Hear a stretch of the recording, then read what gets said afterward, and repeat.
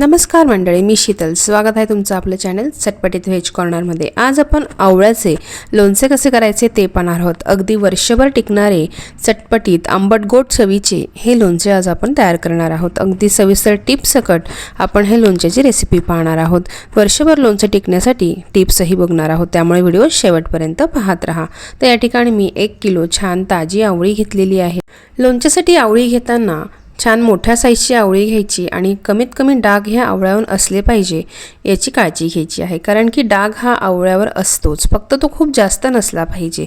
त्यामुळे लोणचं आपलं वर्षभर टिकायला मदत होते. खूप जास्त डागी आवळे जर असले तर लोणचा लवकर बुरशी येऊन खराब होण्याची शक्यता असते. तर सगळ्यात आधी हे आवळे मी स्वच्छ धुवून घेतले, व्यवस्थित कपड्याने पुसून घेतले. एकही पाण्याचा थेंब या आवळ्यावर नसला पाहिजे. लोणच्यासाठी आपण आता आवळे कट करून घेणार आहोत. तर आवळे कापण्यासाठी यावरती ज्या शिरा असतात त्या शिऱ्यांवर मी सुरीने कट देऊन घेते आहेत. बरोबर जिथपर्यंत बी असते तिथपर्यंत हा सुरीने कट देऊन घ्यायचा आहे, म्हणजेच आवळ्याची ही फोड व्यवस्थित अलगद वेगळी होईल. तर सगळ्या शिऱ्यांवर मी सुरीने असे कट देऊन घेते आहे आणि त्यानंतर प्रत्येक फोडीवरती मी फोकने खड्डे करून घेणार आहे, जेणेकरून लोणच्याचा जे मसाला आहे तो छान मध्येपर्यंत मुरेल आणि लोणचं छान लागेल. आणि जर तुम्हाला अशा पद्धतीने फोडी करायला अवघड जात असेल ते तुम्ही सरळ हा आवळा कापून घ्यायचा आहे आणि त्यानंतर त्याच्या छोट्या छोट्या फोडी तयार करून घ्यायच्या आहेत. हे बघा, या पद्धतीने सुरीने थोडंसं वरती ढकलत ही फोड मोकळी करून घेतलेली आहे. हे बघा, अगदी सुंदर अशा ह्या फोडी तयार होतात. आवळा थोडासा मोठ्या साईजचा असल्यामुळे अगदी सुंदर ही फोड तयार झालेली आहे. तर याच पद्धतीने थोडंसं सुरी जिथे कट दिला आहे तिथे मध्ये घालायची आणि आपल्या साईडने ती आवळ्याची फोड ओढून घ्यायची आहे, म्हणजे ही पटकन अशी मोकळी होते. याच पद्धतीने आता सगळ्या आवळ्यांच्या फोडी आपण करून घ्यायच्या आहे. हे बघा, मस्त अशा आवळ्याच्या फोडी अलगद वेगळ्या करून घेतलेल्या आहेत आणि आवळ्याची बी देखील आपण वेगळी करून घेतलेली आहे. या सर्व आवळ्यांच्या फोडी अशाच मी मोकळ्या करून एका बाउलमध्ये काढून ठेवणार आहे. आता आपण लोणच्यासाठी लागणाऱ्या मसाल्याचं प्रमाण बघून घेऊयात. तर सगळ्यात आधी आपण सगळे मसाले किती प्रमाणात घेतले ते पाहतो आहे. तर सगळ्यात आधी आपण जो गूळ घेतलेला आहे तो 250 ग्रॅम घेतलेला आहे. हा मी कापून घेतलेला गूळ आहे 250 ग्रॅम. तुम्हाला जर गुळाचं प्रमाण कमी करायचं असेल तर तुम्ही कमी करू शकतात. 300 ग्रॅम मी शेंगदाण्याचं तेल घेतलेलं आहे. 60 ग्रॅम मीठ घेतलं आहे. चमच्याच्या प्रमाणात जर बघितलं तर 6 पोहे खायचे चमचे मीठ घेतले. 10 ते 15 लसणाच्या पाकळ्या घेतल्या आहे. 100 ग्रॅम मोहरी घेतलेली आहे. पिवळी मोहरीची डाळ मी घेतलेली आहे. त्याचबरोबर 100 ग्रॅम तिखट घेतलेलं आहे. हे घरातलं वापरायचं तिखट आहे. तिखट आणि मोहरीची डाळीचं प्रमाण समप्रमाणात मी घेतलेलं आहे. आणि त्याचबरोबर 25 ग्रॅम मी बडीशोप घेतलेली आहे. 1 चमचा पोहे खायचा मी हिंग घेतलेला आहे. 1 पोहे खायचा चमचा मेथी दाणा घेतलेला आहे. 8 ते 10 मिरी घेतलेली आहे. 5-6 लवंगा घेतल्या आहेत. अगदीच पाव इंच दालचिनीचा तुकडा घेतलेला आहे आणि 5 ते 6 वेलदोडे घेतलेले आहेत. अर्धा चमचा या ठिकाणी सुंठ पावडर घेतलेली आहे आणि 1 चमचा हळद घेतलेली आहे. एवढं सगळं साहित्य आपल्याला लोणचं करण्यासाठी लागणार आहे. या ठिकाणी आपण खल घेतलेला आहे. तुमच्याकडे खल नसेल तर हे सगळे जे मसाले मी जाडसर वाटून घेणार आहे खलामध्ये, ते तुम्ही मिक्सरमध्ये रिव्हर्स मोडवरती थोडेसे जाडसर करून घेऊ शकतात. तर या ठिकाणी मेथी दाणा मी थोडासाच अगदी बारीक करते आहे. खूप जास्त बारीक करायचं नाही तर लोणचं कडवट लागतं. तर अगदी जाडसर असं फक्त एका मेथीचे 2 ते 3 तुकडे होतील या पद्धतीने जाडसर मी हा मेथी दाणा कुटून घेतलेला आहे. तर मेथी दाणा आपण परत वाटीत काढून घेतलेला आहे. याच खलबत्त्यात आपण आता मिरे, लवंगा, दालचिनी आणि वेलचीचे तुकडे घालून घेणार आहोत. तर या ठिकाणी वेलची सालासकट न घालता साल बाजूला करून त्यातले दाणे फक्त आपण यामध्ये एकत्रित बारीक करून घेणार आहोत. हे बघा, या पद्धतीने सगळे दाणे मी यात घालून घेतले आणि आपण मस्त हे जाडसर बारीक करून घेणार आहोत. तर ही जी सालं आहेत वेलचीची ती चहाच्या मसाल्यात आपण वापरून घेऊ शकतो. तर थोडंसं जाडसरच हे कुटायचं आहे, खूप जास्त बारीक नाही करायचं. जर तुमच्याकडे असा खल नसेल तर तुम्ही मिक्सरमध्ये रिव्हर्स मोडवर हे बारीक करून घेऊ शकतात. हे बघा, या पद्धतीने थोडंसं जाडसर टेक्स्चरमध्ये आपण हे बारीक करून घेतलं आहे. खूप जास्त जर बारीक केलं तर लोणचं हे तिखट लागेल, त्यामुळे हा खडा मसाला थोडा जाडसरच ठेवायचा आहे. आता लसूण आपण थोडासा जाडसर या ठिकाणी वाटून घेतो आहे. खूप जास्त बारीक हे लसणाची पेस्ट करायची नाही. थोडा जाडसर लसूण लोणच्यामध्ये चवीला छान लागतो आणि त्याची टेस्टसुद्धा लोणच्यात छान उतरते. हे बघा, या पद्धतीने जाडसर असं लसूण देखील आपण वाटून घेतलेला आहे. हा देखील आपण वाटीत काढून घ्यायचा आहे. आता बडीशोप आपण जी घेतली ती सुद्धा जाडसर आपण मिक्सरवर रिव्हर्स मोडवर बारीक करून घेतलेली आहे. हे बघा, आता ती देखील आपण वाटीमध्ये काढून घेतलेली आहे. खूप जास्त पावडर बडीशोपची करायची नाही. थोडीशी लोणच्यात ती फुगून येते जेव्हा लोणचं मुरतं, तर त्याची टेस्ट देखील खूप सुंदर लागते. आता मिक्सरच्या भांड्यात मोहरीची डाळसुद्धा मी अगदी जाडसर अशी बारीक केलेली आहे. खूप जास्त बारीक करू नका, नाही तर लोणचं हे घट्टसर होईल आणि त्याला छान असं तेल सुटणार नाही. आता एका पातेलीमध्ये आपण जे तेल घेतलेलं आहे 300 ग्रॅम ते टाकून घ्यायचं आहे आणि छान वाफ येते तोवर गरम करून घ्यायचं आहे. असंच कडकडीत गरम असं तेल करून घेतल्याने तेलातला कच्चेपणा कमी होतो आणि हे जे लोणचं आपण तयार करणार आहोत ते वर्षभर टिकण्यासाठी मदत होते. हे पहा, छान अशा वाफा सुटलेल्या आहे. आपण ह्या स्टेजवर गॅस बंद करायचा आणि 1 ते 2 मिनटं हे तेल थोडंसं थंड होऊ द्यायचे. थंड म्हणजे अगदीच कोंबट नाही होऊ द्यायचं, त्याच्यात गरमपणा असला पाहिजे. कारण ह्याच तेलात आपण आता सगळे जिन्नस तळून घेणार आहोत. तर एका काचेच्या बाउलमध्ये मी मोहरीची डाळ जी बारीक केली आहे ती घातली आणि त्यात थोडंसं तेल आधी सुरुवातीला घालून पाहिलं. छान अशी मोहरीची डाळ फुलून तळली जाते आहे, काळी पडली नाही आहे. त्या स्टेजवरच आपण हे दुसरंच तेल यामध्ये घालायचं आहे. जर सुरुवातीलाच तेल टाकल्यावर मोहरीची डाळ थोडीशी काळपट दिसली तर थोडंसं अजून 1 मिनिटभर थांबायचं आणि तेल हे थोडंसं थंड होऊ द्यायचं. हे बघा, हे तेल अगदी परफेक्ट प्रमाणात गरम आहे, जेणेकरून आपले जे जिन्नस आहे ते छान असं तळलं जातं आहे. हे बघा, लोणच्यासाठी मी या ठिकाणी काचेचं बाऊल घेतलेलं आहे. काचेचं बाऊल शक्य नसेल तर स्टीलचं तुम्ही एखादा पातेलं घेऊ शकतात. आता आपण यामध्ये लसूण तळून घ्यायचं आहे. या पद्धतीने मसाले सगळे तळून घेतले तर लोणचं हे जास्त दिवस टिकतं. कोणताच मसाला किंवा मोहरीची डाळ कच्ची राहत नाही आणि जास्त दिवस लोणचं टिकण्यासाठी मदत होते.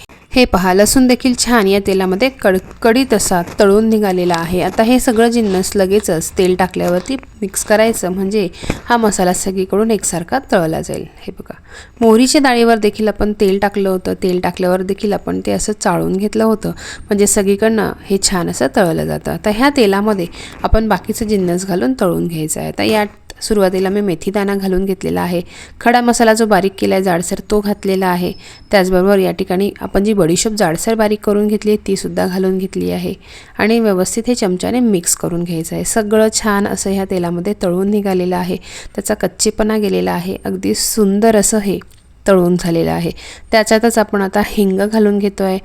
हिंग छान असं मिक्स करून यामध्ये तळून घ्यायचं आहे. हिंग झाल्यावरती यामध्ये आपण सुंठाची पावडर घेतली आहे ती देखील आपण यात घालायची, व्यवस्थित मिक्स करून घ्यायची आणि हे सगळी फोडणी आपण मोहरीच्या डाळीचं जे मिश्रण आहे त्यावरती घालून घ्यायची आहे. हे बघा, मस्त असं आपला हा सगळा मसाला तळून झालेला आहे. आता यामध्ये आपण तिखट ॲड करायचं आहे. तेलाचं टेम्परेचर हे खूप कमी झालेलं आहे आणि ह्या स्टेजवर यात तिखट जर टाकलं तर ते जळणार नाही. अगदी छान खमंग या मिश्रणामध्ये ते तळून निघणार आहे. हे बघा, तिखट आपण यामध्ये घातले. त्याचबरोबर जे मीठ आहे आपण घेतलं ते सुद्धा मी घालून घेतलं आहे. हळद घेतली आहे ती सुद्धा यात घातलेली आहे. आता हे सगळं जिन्नस छान या मसाल्यामध्ये मिक्स करायचं आणि एकजीव करून घ्यायचं आहे. हे बघा, कलर तर अगदी अप्रतिम आलेला आहे ह्या मसाल्याला. अगदी सुंदर असं हा आवळ्याच्या लोणच्याचा मसाला आपला तयार झालेला आहे. हे बघा, किती सुंदर त्याला तेल सुटलेलं आहे. आता हा मसाला बऱ्यापैकी गरम आहे, तर या गरम मसाल्यामध्ये आपल्याला आवळ्याच्या फोडी घालायच्या नाही. जर गरम याच्यात तुम्ही आवळ्याच्या फोडी घातल्या तर त्या आकसतील आणि व्यवस्थित लोणच्याला चव येणार नाही आणि ते लोणचं लवकरच नासण्याची शक्यता असते. आता हे लोणचं चा जो मसाला आहे तो 1 ते 2 तास आपण राहू दिला होता. तो छान असा थंडा झालेला आहे. त्याला वरती तेल आलेलं आहे. हे बघा, तुम्ही बघू शकतात. आता यामध्ये आपण जे गूळ घेतलेला आहे ह्या स्टेजवरती गूळ घालायचं आहे. पूर्णपणे मसाला थंड झाल्यावरच गूळ घाला. गरम मसाल्यात जर आपण गूळ घातला तर तोच देखील पातळा पडू शकतो. मिश्रण हे कडक तयार होऊ शकतं. हे पहा, अगदी छान असं गूळ पण या मसाल्यात आपण मिक्स करून घेतलेला आहे आणि आपला सगळा आवळ्याच्या लोणच्याचा जो मसाला आहे तो रेडी आहे. आता यामध्ये आवळ्याच्या फोडी घालून घ्यायच्या आणि मस्त असं एकसारखं खालीवर करून मिक्स करून घ्यायचं आहे. प्रत्येक आवळ्याच्या फोडीला हा मसाला कोट व्हायला पाहिजे. तर या ठिकाणी मी काचेचं बाऊल घेतलेलं लोणचं करण्यासाठी. तुमच्याकडे जर एवढं मोठं काचेचं बाऊल नसेल तर तुम्ही स्टीलचं एखादं पातेलं घेऊ शकतात आणि त्यानंतर हे लोणचं आपण एखाद्या प्लास्टिकच्या किंवा शक्य असेल तर एखाद्या चिनी मातीच्या बरणीत किंवा काचेच्या बरणीतच स्टोअर करून ठेवायचं आहे. हे बघा, सगळीकडनं मसाला लावून झाला आहे. अगदी सुंदर अशा सुरेख कलरमध्ये आपलं लोणचं तयार झालेलं आहे. म्हणायला हे तयार झालं आहे, पण आपल्याला हे लोणचं छान असं मुरण्यासाठी 8 ते 10 दिवसाचा वेळ लागतो. 8 ते 10 दिवसानंतर आवळ्याच्या फोडी छान मुरून निघतात आणि लोणचं खाण्यासाठी तयार होतं. तर या ठिकाणी एकदम छान असं मिक्स झाल्यावरती यावरती झाकण ठेवायचं आणि 7 ते 8 तास हे असंच पडू द्यायचं, जेणेकरून याला तेल सुटेल. आवळा पाणी त्याचं रिलीज करेल, गूळ त्यात मिक्स होईल आणि याचं तेल रिलीज होईल. हे बघा, रात्री मी हे झाकून ठेवलं होतं आणि दुसऱ्या दिवशी सकाळी तुम्ही बघू शकतात जेवढं लोणच्याच्या आवळ्याच्या फोडी आहेत त्या खाली बसलेल्या आहेत आणि त्याला छान असं तेल सुटलं. हे बघा, कसं तेल त्याला वरती आलेलं दिसतं आहे. हे आता सगळं आपण एकत्र करून घ्यायचं आहे, म्हणजे खालचं जे तेल याला सुटले त्या तेलात सगळ्या फोडी छान परत एकजीव होतील आणि कोटिंग छान होईल आणि परत पुढचे 1 ते 2 तास आपण हे असंच राहू द्यायचं. त्यानंतर आपण हे बरणीत स्टोअर करून घ्यायचं आहे. हे बघा अगदी छान सुरेख असा कलर या लोणच्याला आलेला आहे, छान असं तेल याला सुटलेलं आहे. अगदी मस्त असं परफेक्ट चटपटीत रसरशीत आपलं हे आवळ्याचं आंबट गोड लोणचं तयार झालेलं आहे. तुम्ही बघा जवळून तुम्हाला दाखवते. अगदी सुंदर असा मसाला प्रत्येक फोडीवरती कोट झालेला आहे आणि अगदी परफेक्ट असं आवळ्याचं लोणचं तयार झालेलं आहे. तर यावर मी झाकण ठेवून परत पुढचे 2 तास ठेवलं होतं आणि आता तुम्ही बघा पूर्णपणे या फोडी खाली बसल्या आणि वरती तेल रिलीज झालेलं आहे आणि परफेक्ट असं आपलं हे लोणचं बरणीत भरण्यासाठी रेडी आहे. हे बघा परत मी एकसारखं याला चाळून घेतलेलं आहे आणि आता आपण हे एका काचेच्या बरणीत स्टोअर करून ठेवणार आहोत. हे बघा वर्षभर अगदी छान हे लोणचं टिकतं. फक्त स्टोअर करताना काळजी घ्या की ज्यात आपण स्टोअर करतोय ती बरणी व्यवस्थित स्वच्छ धुवायची, पुसायची आणि उन्हात छान वाळवून घ्यायची. हवं तर तुम्ही याला हिंगाची धुनी देऊ शकतात, पण मी या ठिकाणी छान कडक उन्हात वाळवून यामध्ये हे लोणचं भरून घेते आहे.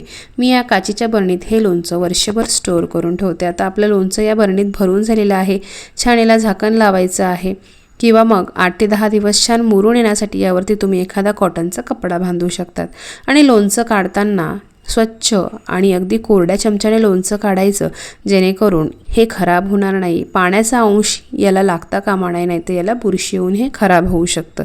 तर मंडळी ह्या आवळ्याच्या लोणच्याची रेसिपी तुम्हाला कशी वाटली मला नक्की कमेंट करून सांगा. व्हिडिओ जर आवडला असेल तर व्हिडिओला लाईक करा, जास्तीत जास्त लोकांना हा व्हिडिओ शेअर करा आणि माझ्या चॅनलवर जर तुम्ही नवीन असाल तर चॅनलला सबस्क्राईब जरूर करा. चला तर मग पुन्हा भेटूया अशाच एका छानशा रेसिपीसोबत. तोपर्यंत नमस्कार, बाय बाय.